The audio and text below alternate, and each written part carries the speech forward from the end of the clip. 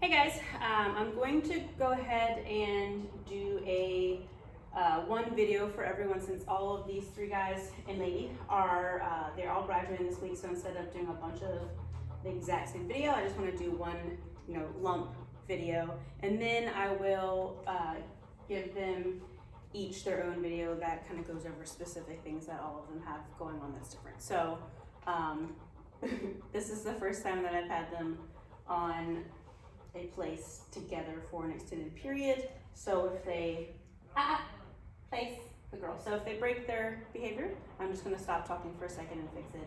This is Wednesday, so I have a couple more days to fine tune everything. So I'm using this video as also a training experience. They've all worked together, but I usually have them all doing things. So this is the first time I've really asked them to kind of sit in one spot and not do anything, which honestly is a lot of times harder for dogs. But Becca wants to go do things, but good girl, thanks. Okay, so I know I've really I've been sending home videos, specifically the markers and pressure and things like that. So I'm just gonna kind of briefly recap them. If you have any questions, you can refer back to those videos, or of course reach out to me. So a marker, what is a marker? So a marker is a cue or a sound that marks a moment in time that we like something. So that way we can, we mark that one thing that we like before they come out of behavior, and then we deliver the reward. So it kind of bridges that time between the behavior shown and when we're able to, good girl, when we're able to deliver the reward. So I think that a good marker system, a good understanding by the dogs of a marker system really helps all future training. If they know the difference in the markers, it really helps making shaping new behaviors much easier. So, hey, no, out, good girl, place. She's gonna eat my leash. I'm trying to be over here so that they're also in the shot.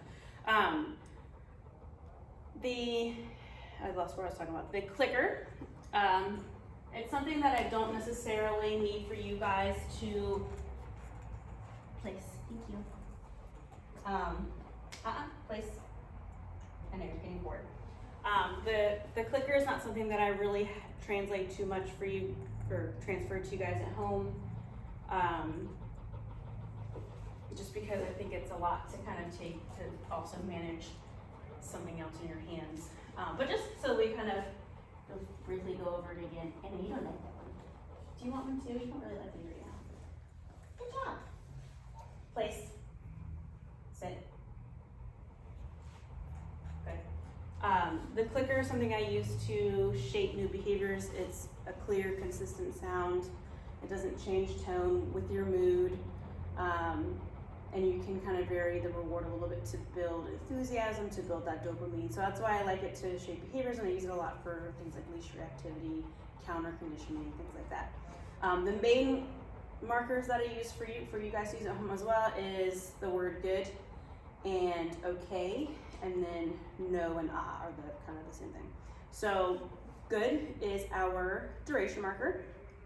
That is something that I use if I put a dog in behavior. I'll say the word good, so they know that they are going to remain in that behavior.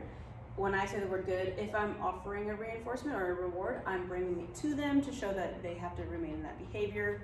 And then it's something that I use to kind of check in periodically to reward them for being in behavior for an extended period.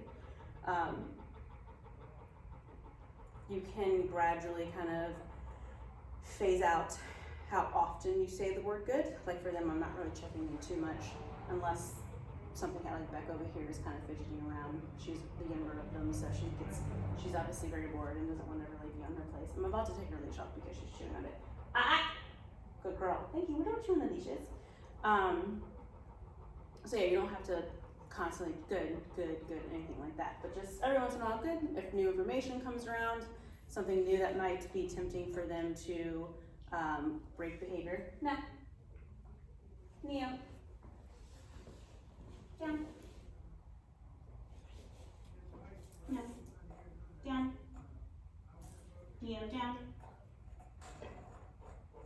Good boy. Thank you. What was that?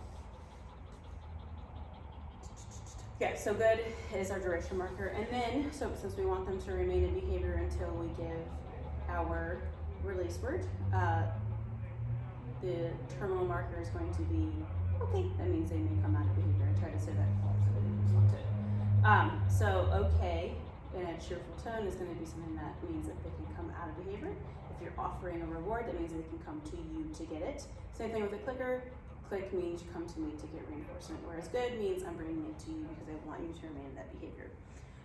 No or are going to be our infraction markers. So if they go to break behavior or they won't go into behavior, I will say the word no, and if they don't respond to that, then I'm going to follow up with usually a form of pressure. So Neo over here, he got up from his place because there's a guy talking on the phone out here and it's really stressing him out for some reason.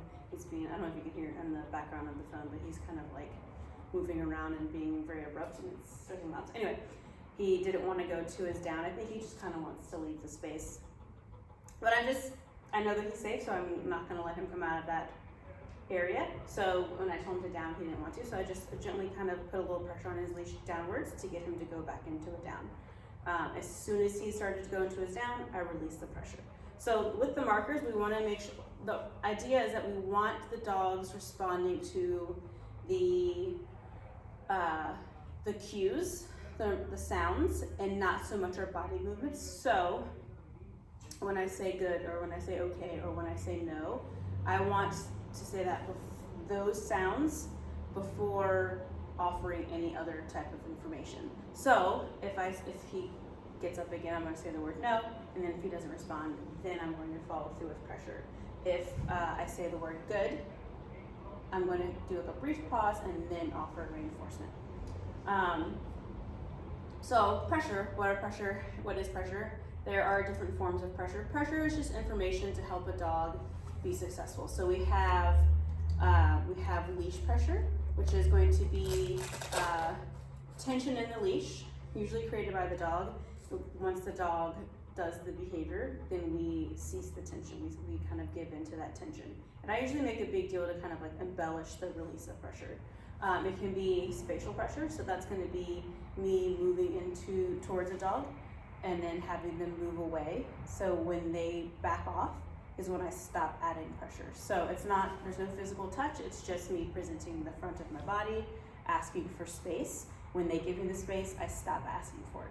So if I walk into a dog and they plant their feet, I'm just going to keep walking until they move away. So if I walk in and they kind of back off, then I stop moving it and then to reward that spatial pressure. And then e-collar pressure is going to be using the stem of the e-collar. So holding the button down is pressure.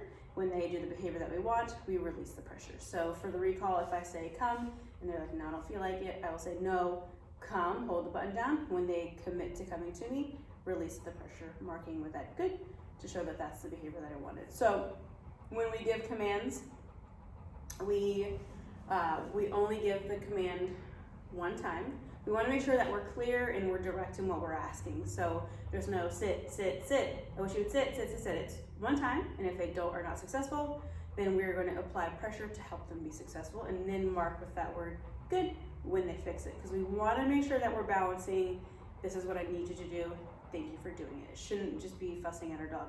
We want to make sure that we're giving them all the information that they need to be successful.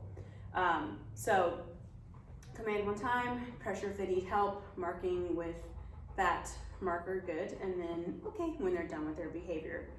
I wrote notes over here to make sure I go over everything. So again, going back to pressure, the reason that I use pressure,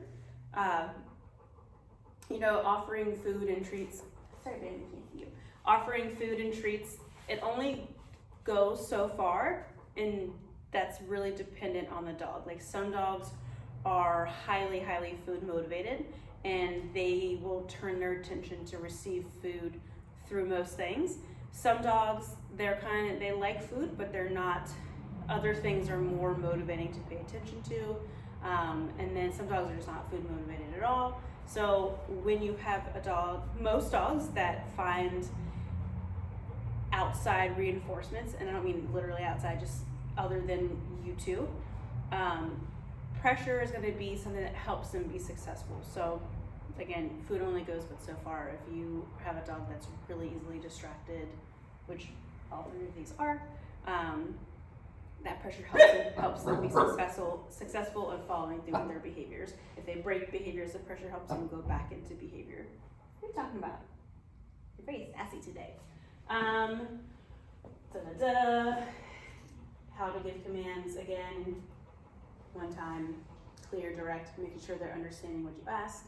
I like to be very aware of my tone and my body posture. You want to make sure that you're presenting yourself like you're confident and you know exactly what you're asking. If you are very nervous or kind of timid about things, dogs are really sensitive to that type of information. So if you want them to sit, down, stand up straight. If you need to go down for the down, and you know, obviously you have to kind of bend down, but as soon as you get them into that position, stand back up straight. Good. You want to present yourself confidently because that helps your dog be confident. If he or she thinks that you mean it and you know exactly what you're doing, it's going to help them be more trusting with you. No. Down. I know you don't want to, but if you have to. Come on, place. Down.